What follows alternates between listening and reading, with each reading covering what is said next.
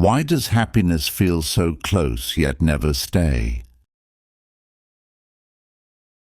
Arthur Schopenhauer did not set happiness as a goal.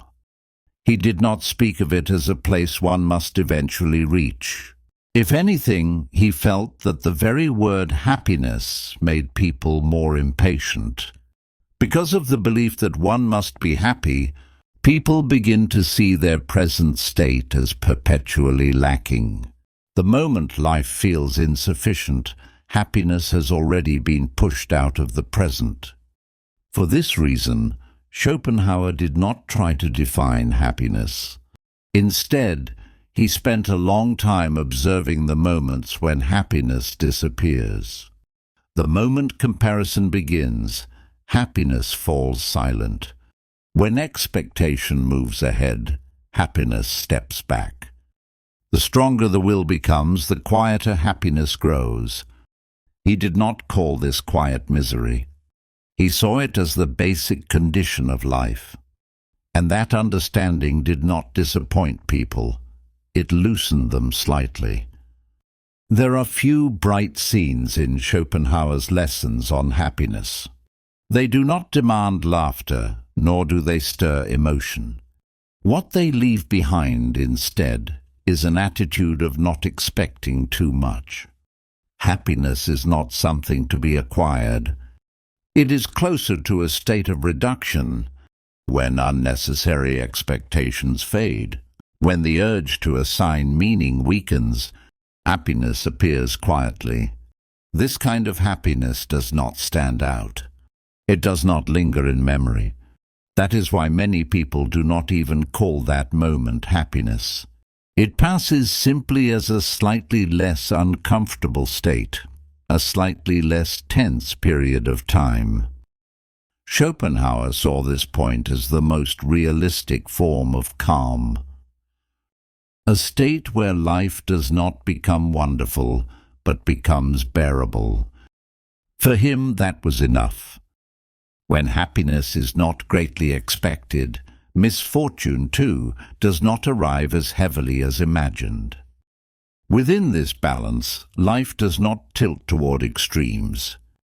That is why his lessons on happiness do not excite people. Instead, they gently shift one's gaze toward being less harsh with oneself. The sense that a life is not wrong even if it is not happy. The recognition that the present is not a failure simply because it is not special.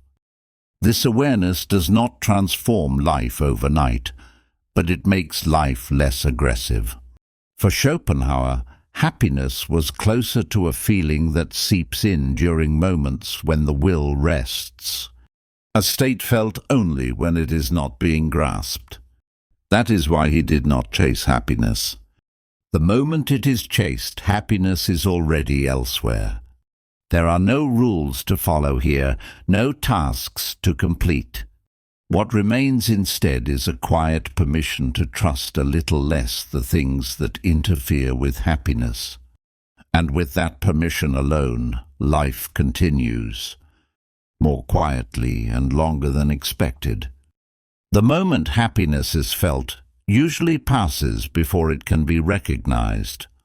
By the time one tries to say, "I am happy now," the sensation has already stepped slightly back.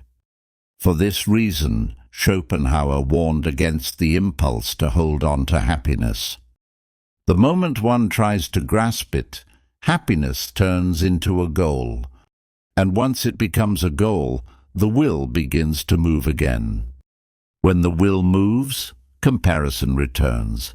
Expectation rushes ahead once more. Within that current, happiness loses its place. He did not see happiness as the result of will. He did not describe it as a reward for effort, or as the price of a correct choice. Rather, happiness was closer to the space that remains when the will falls briefly silent. This space is not fullness. It does not feel complete or overflowing, yet it is not empty either. It is a state in which the sense of lack has softened. People often call this state boredom. Nothing seems to happen, and emotion does not move strongly. But Schopenhauer did not classify this boredom as unhappiness. Boredom appeared to him like a shadow left behind when pain recedes. The smaller the pain becomes, the more clearly boredom emerges.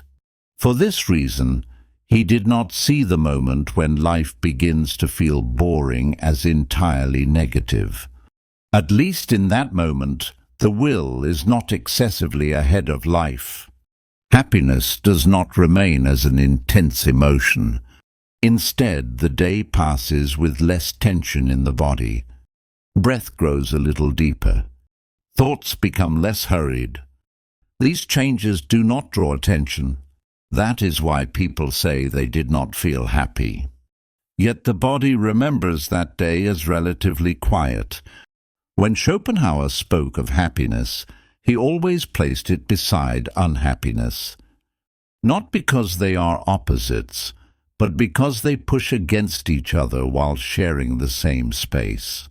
When happiness is greatly expected, unhappiness grows with it.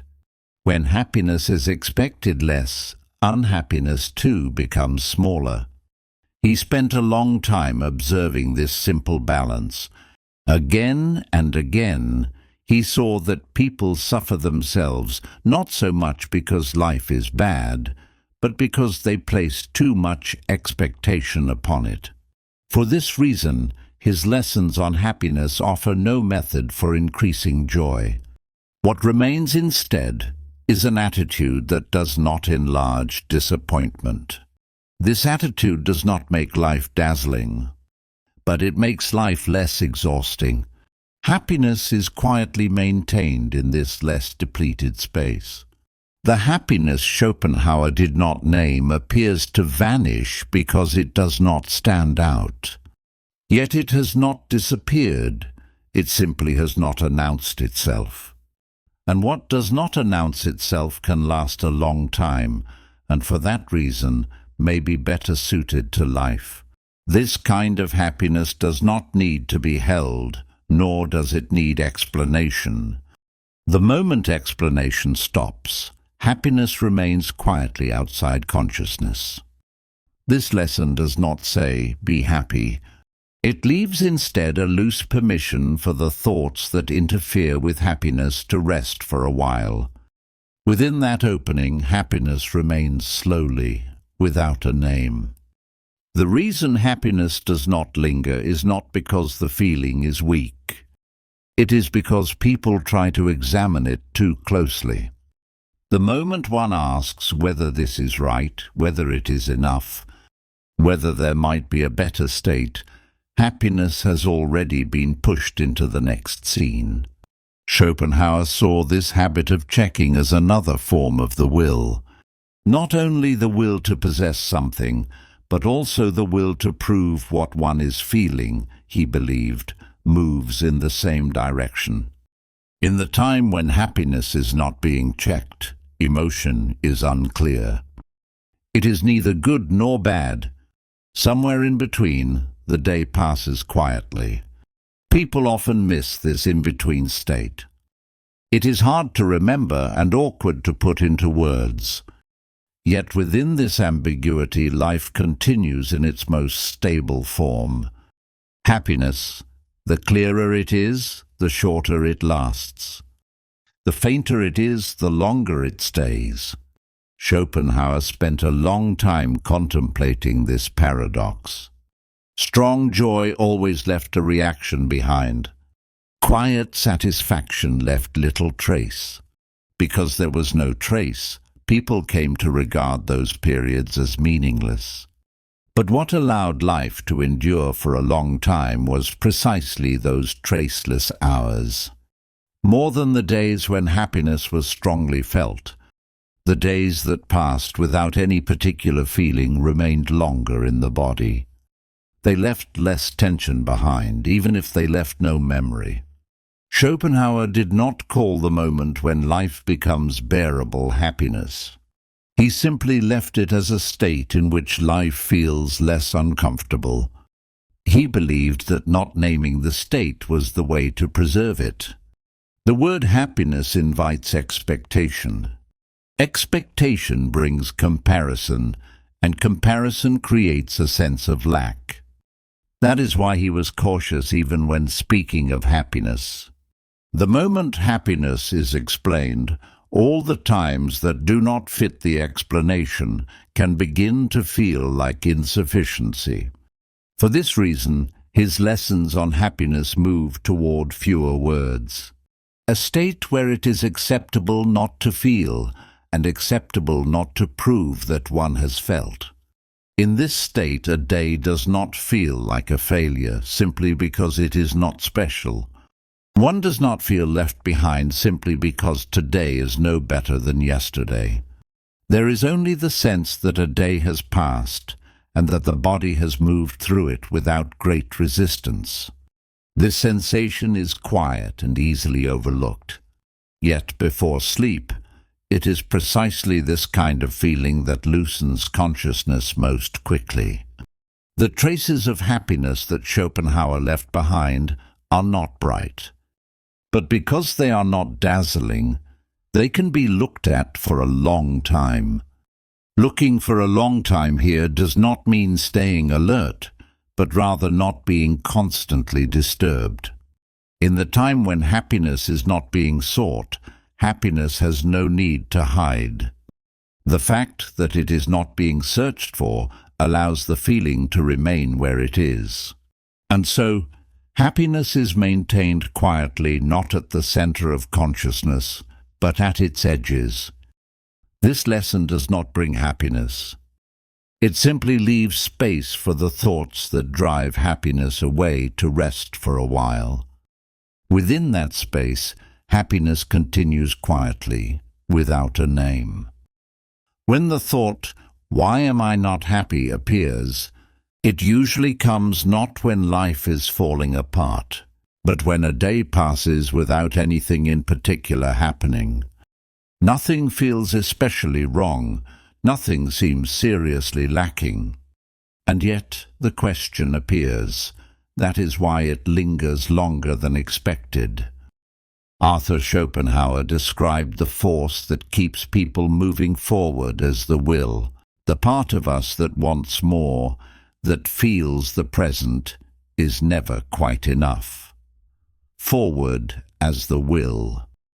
That question, "Why am I not happy?" already carries that will inside it. Not because happiness is absent, but because the idea that one should be happy has moved ahead. As his thought suggests, contentment does not come from gaining more, but from the moment wanting briefly pauses. That is why the more happiness is held onto, the more quietly it slips away. On days when no strong emotion appears, when one is neither joyful nor sad, those hours are hard to call unhappy. They are simply moments in which life continues quietly. If a day passes and the body moves through it without much resistance, that alone may already be enough. The greater the expectation for happiness, the heavier disappointment becomes. So this question is less a sign that happiness is missing and more a sign that expectation has moved ahead. There is no need to answer this question right away. It is enough to pause for a moment and allow the present state to remain as it is. Happiness moves farther the more it is searched for and stays closer when it is left alone. And perhaps the reason this question has not disappeared is simply that life is still going on. Thank you for watching. If this time felt gentle, a like is appreciated, and subscribing helps these quiet moments continue.